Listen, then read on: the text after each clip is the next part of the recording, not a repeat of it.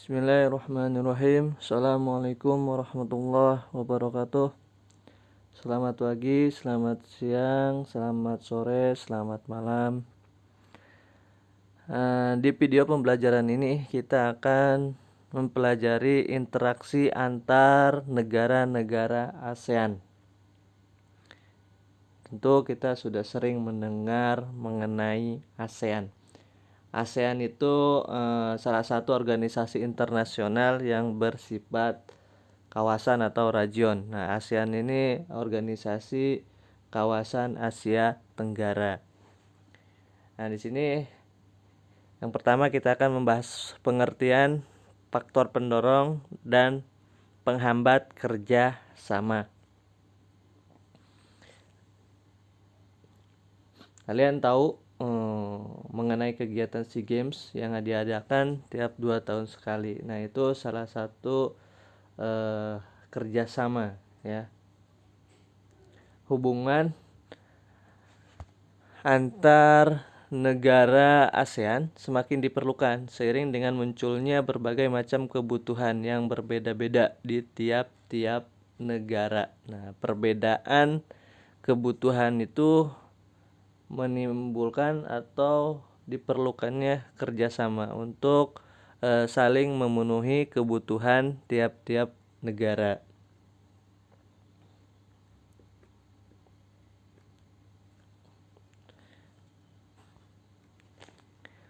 Ini ada faktor pendorong dan penghambat dalam kerjasama. Nah, yang pertama kita akan membahas faktor pendorong. Nah, faktor pendorong di sini ada dua. Yang pertama kesamaan dan perbedaan sumber daya alam.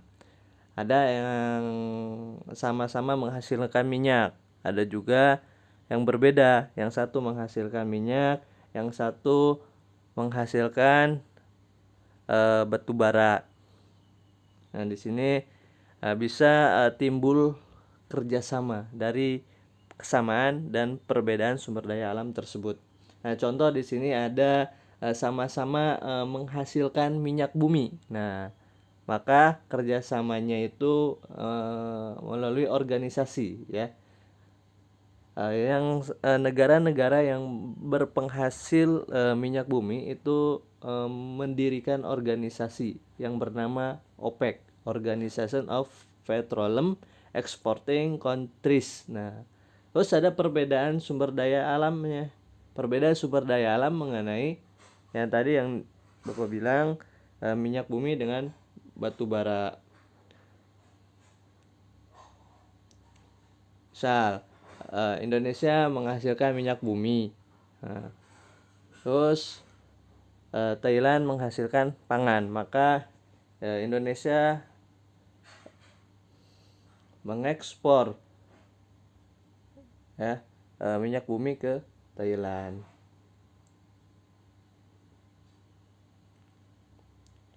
Terus ada juga Indonesia mengimpor, ya, pangan dari Thailand atau mengimpor batu bara gitu dari Thailand, ya. Itu contoh dari perbedaannya. Terus yang kedua ada kesamaan dan perbedaan wilayah atau kondisi geografis. Nah, karena kesamaan letak geografis, beberapa negara di suatu kawasan pada umumnya mengadakan kerjasama untuk menjaga stabilitas dan keamanan negara. Contohnya, negara-negara yang terletak di wilayah Asia Tenggara membentuk kerjasama melalui organisasi ASEAN, ya, yang kita bahas ini. Nah, yang kedua, ya, faktor penghambat. Tadi kita sudah bahas faktor pendorong. Nah, sekarang kita lanjut ke faktor penghambat. Faktor penghambat di kawasan ASEAN antara lain yang pertama ada perbedaan ideologi, ya. Terus yang kedua ada konflik dan peperangan.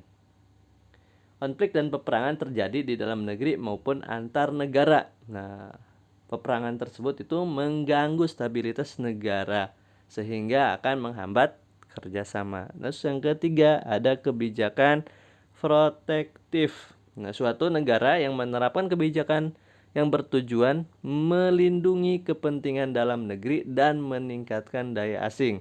Misal, tidak menerima impor hasil pertanian dari impor hasil pertanian karena dapat mempengaruhi kondisi pendapatan hasil pertanian di dalam negerinya sendiri. Ya, jadi tidak menerima. Kalau menerima itu akan mengganggu pendapatan pertanian di negeri sendiri. Dampaknya kebijakan tersebut itu bisa mempengaruhi hubungan antar negara sehingga menghambat kerjasama yang harmonis.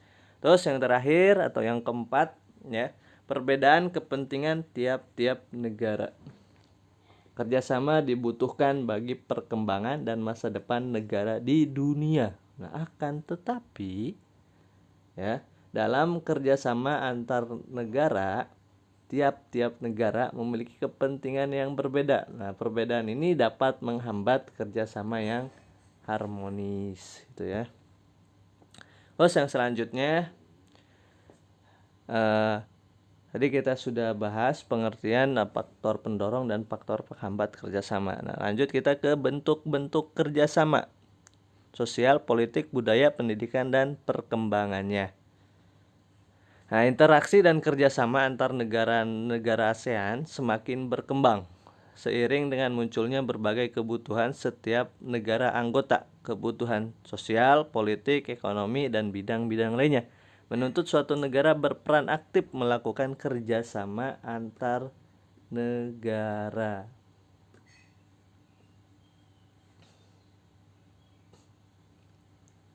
Nah, bentuk kerjasama di bidang sosial dan budaya, kerjasama antar negara-negara anggota ASEAN dalam bidang sosial dilakukan agar tercipta kerukunan dan kemajuan bersama. Nah, kerjasama dalam bidang sosial dan budaya dilaksanakan oleh COSD, ya, Committee on Social Development. Nah, beberapa bentuk kerjasama di bidang sosial negara anggota ASEAN antara lain, ya, bidang pembangunan sosial, ya, dengan menekan kesejahteraan golongan berpendapatan rendah, perluasan kesempatan kerja, serta pembayaran upah yang wajar. Terus peningkatan kesejahteraan, pengembangan sumber daya manusia, program peningkatan kesehatan, makanan dan obat-obatan, dan lain-lain, ya. Masih banyak lagi bentuk ataupun contoh dari kerjasama di bidang sosial dan budaya. Nah, selanjutnya bidang kerjasama di bidang politik dan keamanan. Nah, kerjasama politik ini ditunjukkan untuk menciptakan keamanan, stabilitas, dan perdamaian antar negara di ASEAN. Kerjasama ini menyepakati adanya ZOFAN, ya, Traktat Persahabatan dan Kerjasama, dan kawasan bebas senjata nuklir di Asia Tenggara. Ya, itu contoh bentuk kerjasama di bidang politik dan keamanan. Lanjut ke bentuk kerjasama di bidang pendidikan. Kerjasama bilateral maupun multilateral di bidang pendidikan terus dilakukan oleh negara-negara ASEAN demi tercapainya tujuan meningkatnya kualitas pendidikan di Asia Tenggara dan meningkatnya daya saing internasional. Bentuk kerjasama negara-negara ASEAN di bidang politik yaitu yang pertama ada ACT, ya, ASEAN Council of Teacher Convention. Terus ada juga penawaran beasiswa pendidikan. Terus negara-negara ASEAN memanfaatkan beasiswa untuk belajar di berbagai universitas di negara-negara ASEAN. Terus ada juga olimpiade di bidang pendidikan, ya. Itu bentuk-bentuk kerjasama. Terus selanjutnya kita akan membahas pengaruh kerjasama di bidang ekonomi, sosial, politik, budaya, dan pendidikan terhadap kehidupan di ASEAN. Pertama ada pengaruh perubahan ruang dan interaksi antar ruang terhadap keberlangsungan kehidupan ekonomi di negara-negara ASEAN. Para pemimpin ASEAN sepakat membentuk sebuah pasar tunggal di kawasan Asia Tenggara pada akhir 2015. Kesepakatan ini dilakukan agar daya ASEAN meningkat serta bisa menyaingi Tiongkok dan India untuk menarik investasi asing.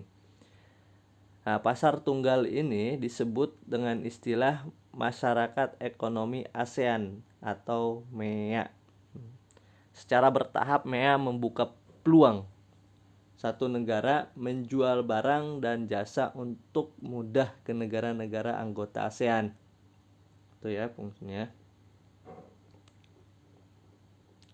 Nah, bentuk interaksi ini akan membuka peluang tenaga kerja asing untuk mengisi berbagai jabatan serta profesi di Indonesia yang tertutup atau kekurangan sumber daya manusianya. Nah, kondisi ini itu menuntut ya semua penduduk di Asia Tenggara dapat bersaing untuk menjadi tenaga kerja di negara-negara ASEAN. Nah, MEA membuka pasar lapangan kerja yang semakin bersaing sehingga berpengaruh terhadap penyiapan sumber daya manusia. Ya, jika sumber daya manusianya lemah, maka itu akan kalah dengan masyarakat luar. Nanti misalkan Indonesia SDM-nya rendah, maka kalau setiap pekerjaan maka itu akan diisi oleh warga asing ya yang memenuhi kompetensinya. Kedua, ada pengaruh perubahan ruang dan interaksi antar ruang terhadap keberlangsungan kehidupan sosial di negara-negara ASEAN. Ya, kehidupan sosial sangatlah dinamis. Kondisi dan status sosial masyarakat Asia Tenggara yang berbeda-beda dan hidup berdampingan terkadang memunculkan pertentangan karena perbedaan kepentingan. Masalah-masalah kemanusiaan banyak terjadi akibat interaksi sosial yang masih dipengaruhi sekat-sekat kepentingan. Nah, contohnya pada tahun 2015, ribuan pengungsi warga Myanmar membanjiri negara-negara tetangga. Ya, itu. Nah, yang selanjutnya pengaruh perubahan ruang dan interaksi antar ruang terhadap keberlangsungan kehidupan budaya di negara-negara ASEAN. Kebudayaan adalah salah satu di antara 3 pilar utama ASEAN. Itu proses mengarah ke tujuan membangun komunitas pada tahun 2015. Ya, konferensi ke-6 Menteri Kebudayaan dan Kesenian ASEAN di kota Hue, Vietnam dengan tema meningkatkan peranan kebudayaan terhadap perkembangan yang berkesinambungan dari komunitas ASEAN. Nah, tanggal 19 sampai 20 April 2014. Menegaskan tekad semua negara ASEAN tentang satu komunitas bersama, visi bersama dan jati diri bersama.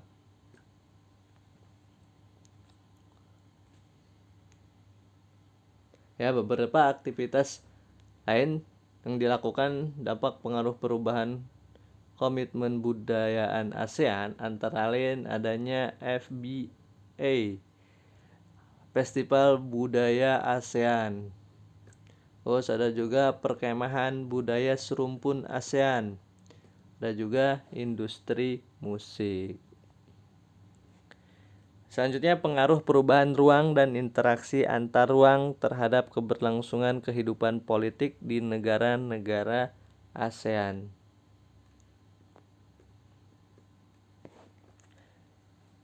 Ya, beberapa kasus yang menjadi sorotan antara lain sengketa perbatasan wilayah. Nah, masalah perbatasan wilayah telah terjadi persoalan di beberapa negara ASEAN, seperti kasus Pulau Natuna, kasus Sipadan dan Linggitan, kasus Kepulauan Spratly, dan kuil Preah Vihear.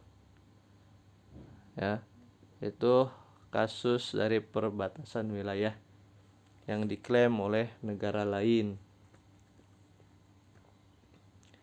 Terus ada pekerja migran. Ya, pesatnya laju globalisasi meningkatkan jumlah pekerja migran dari berbagai negara. Nah, banyaknya pekerja migran ini memerlukan aturan perlindungan hak dan kewajiban yang selayaknya disepakati oleh negara-negara asal dan negara-negara tujuan. Itu ya.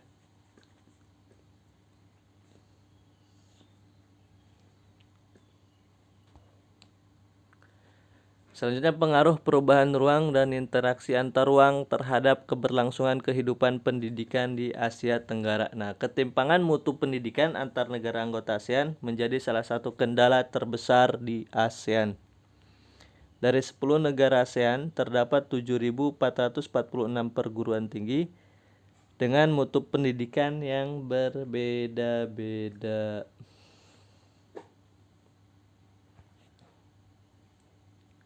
Lanjut ke upaya-upaya meningkatkan kerjasama di antara negara-negara ASEAN. Upaya meningkatkan kerjasama antar negara-negara ASEAN yang telah terbangun melalui 3 pilar ASEAN. Ya, dalam rangka pembentukan masyarakat ASEAN tahun 2015. Terus ditingkatkan 3 pilar tersebut, yaitu kerjasama dalam bidang politik, keamanan, ekonomi, dan sosial budaya.